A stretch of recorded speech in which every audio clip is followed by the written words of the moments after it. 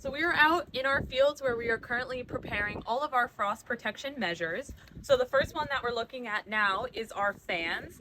So these fans run on the back of our Ford tractors. So our blue tractors will run these tonight.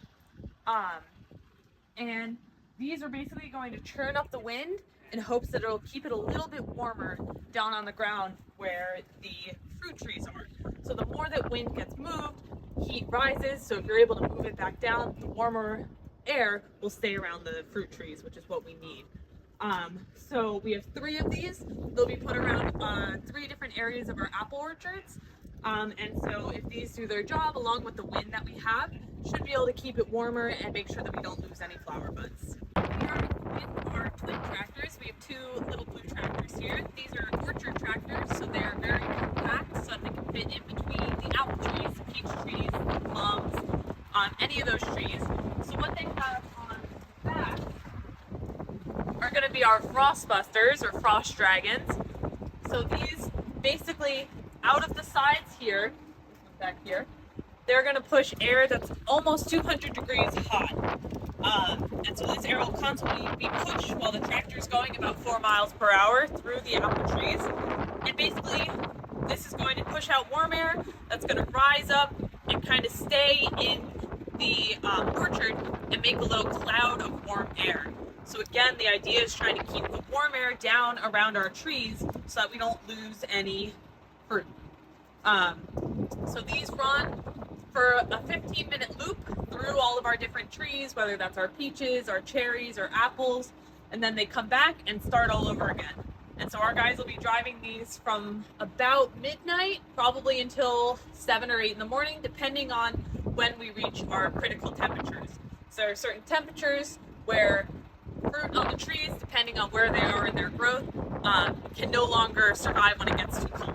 So as soon as we hit 2 degrees above that, we turn these guys on to try to keep everything alive and to keep everything warm. So you can see they're run by a lot of propane tanks that we work with our local company to be able to get filled back up, and these will last for about 10-hour run. So these have been a great investment into really being able to take care of our crops and make frost control kind of second nature.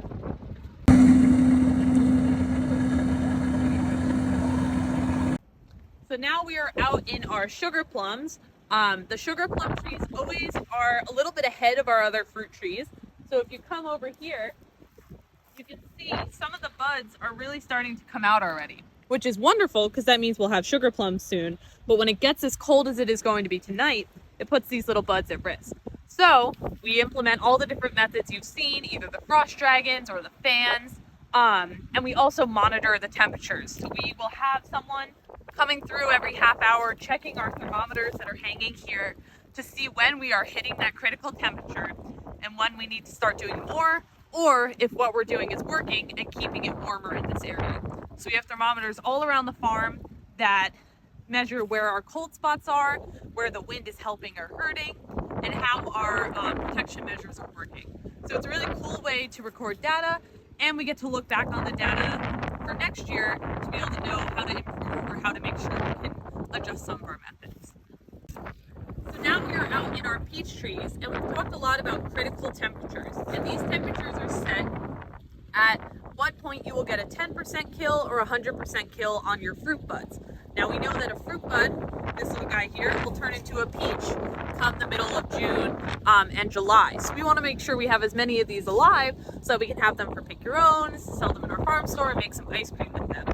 So for peaches, they are in their bud swell stage. So it's a very early stage, so they're not very far ahead yet. So we're not really concerned with the temperatures we're seeing tonight. They can survive up to about 22 degrees right now, and it's not going to be that cold tonight. So we are not really going to do any measures tonight for the peaches. We're just going to let them naturally protect themselves like they're good at. If they were in the pink bud and you saw them with their pretty flowers, then maybe we would do something. But they are one of the crops that are very cold hardy, at least right now, and so we're going to just let them be. So I just tied up one of our thermometers on the trees here. So we are in some more plums back in our farm. There's some plums here and some apricots, and they like to bloom really early. So we really try to take care of these because they're already bloomed and they're really starting to produce their fruit. So we put a thermometer here so that we can measure if our smudge pots are working.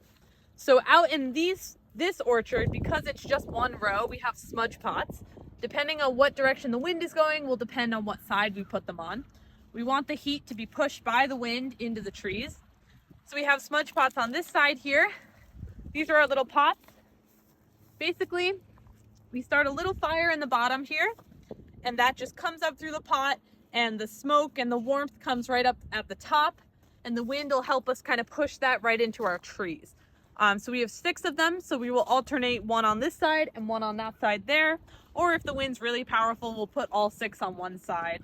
And again, it just makes the wind warmer because we really want to mix up that wind and keep it overall warm here.